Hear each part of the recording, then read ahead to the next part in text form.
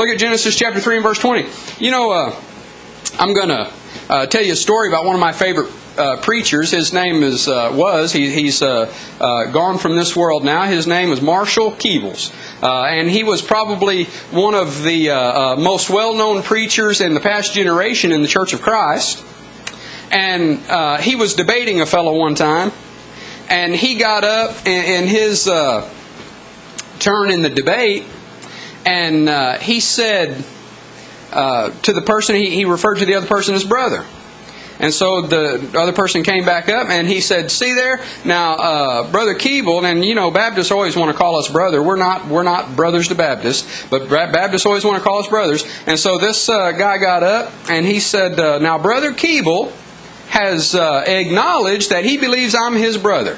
And I tell you what, Brother Keeble was quick. You couldn't get one over on him. And so he jumped up and he said, "I brothered you in Adam. I didn't brother you in Christ."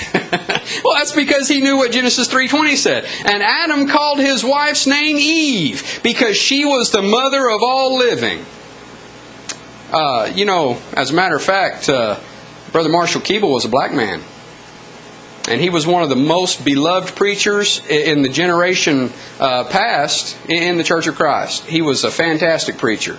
Converted probably thousands and thousands of people. He was just a fantastic man. And he was fast. And he said, "No, sir, I didn't brother you in Christ, you Baptists, you denominational Baptists. I didn't brother you in Christ. I brothered you in Adam." Well, he made a slip of the tongue, and he was fast, man. And he said, "No, you're my brother in Adam. You're not my brother in Christ." Well, you know, folks, it doesn't matter what color we are. We all come from the same parents. It says that Adam called his wife's name Eve because she was the mother of all living. Now, we understand that's human beings. She's the mother of all human beings. So, you know, we can all trace our genealogies right back to Adam and Eve. And so it doesn't matter what color you are. White, black, blue, purple, green. If you're a human being, you can trace your genealogy back to Adam and Eve. We're all brothers and sisters in Adam and Eve as the human race. Not as the spiritual household of God, but as the human race. Well, not only can we trace ourselves back to the same parents, all of us, but back to our common mother, the mother of all living, Eve. Well, we can also do it on another occasion too. Noah and his 3 sons. These are the 3 sons of Noah, and of them was the whole earth overspread. The whole earth. It doesn't matter. African, Caucasian, it doesn't matter. We all came from Noah. And so not only can we go back to our original parents, Adam and Eve, we can go back to our parents, Noah and Mrs. Noah. And somebody wants to tell me that because somebody's skin is a different color, that they're more or less of a person. That's absurd. It's ridiculous. It's disgusting. And I know, for one, I won't take it. I'm not going to let somebody tell me that God puts more or less value on somebody based on how much melanin is in their skin. You know, the only difference between me and a black man is he's got more melanin in his skin than I do. That's it. Same blood pumping through our veins. Same parents. That's it. Just the amount of melanin in our skin. Now you tell me if that's not just the epitome of ignorance. To say that because one man has more or less melanin in his skin, that God places more or less value on him.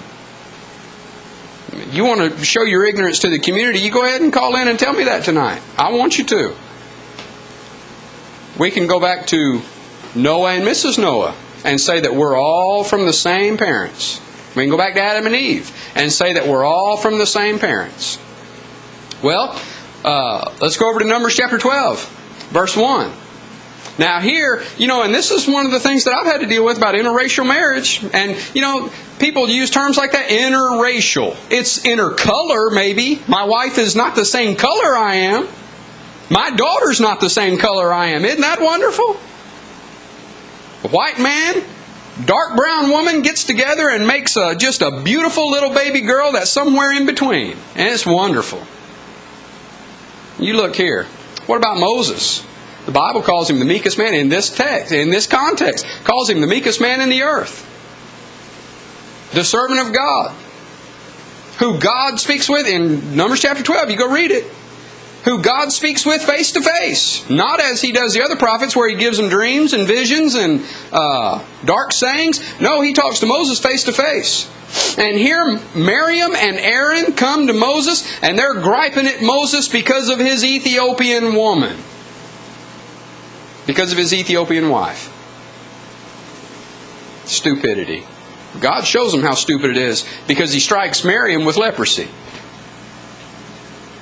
Because she came and spoke against Moses because of the Ethiopian woman who he had married. For he had married an Ethiopian woman. And some ignorant racist, some ignorant bigot is going to say that, interracial marriage is sinful. Well, where did God ever condemn Moses for marrying an Ethiopian woman? Didn't do it. Matter of fact, He cursed Miriam for her complaining against it.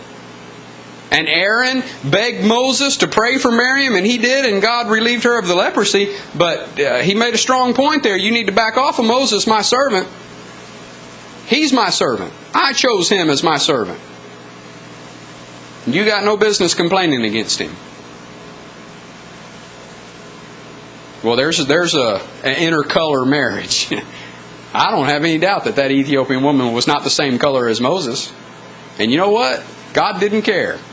All God cared about was whether or not they were faithful servants to Him. That's all He cared about. We'll see, going over to Jeremiah 39:16 and following, we see another Ethiopian. Now here's an Ethiopian eunuch. And I preached a lesson on this man one time, Ebed-Melech, the Ethiopian, entitled The Other Ethiopian. Because we read over in Acts chapter 8, we'll see in just a moment about Ethiopian eunuch. This is not the same one we read about in Acts chapter 8, obviously. It's hundreds and hundreds of years later. But here, this Ethiopian man was responsible for rescuing Jeremiah and saving Jeremiah's life. And look at what God says of this Ethiopian man in verse 18. Down here. I'm going to read in verse 18. For I will surely deliver thee. He's talking to Ebed-Melech. I will surely deliver thee, and thou shalt not fall by the sword, but thy life shall be for a prey unto thee, because thou hast put thy trust in me, saith the Lord.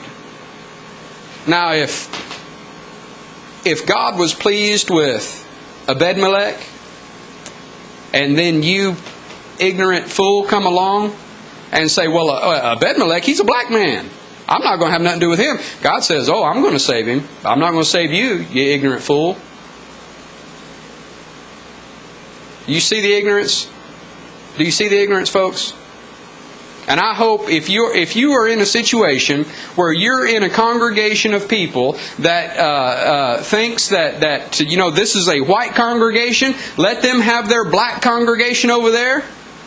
They'll be fine over there. We'll be fine over here. Folks, I pray that you'll see the ignorance and you will get out of there quick. Because when Christ comes, hell's going to be a bad place. I think it's going to be especially bad for folks like this. And there's no question that the Bible teaches degrees of punishment. I'd hate to think about the punishment of the kind of ignorance that would say, Ebed-Melech, he's a black man. I'm not having nothing to do with him. God had something to do with him.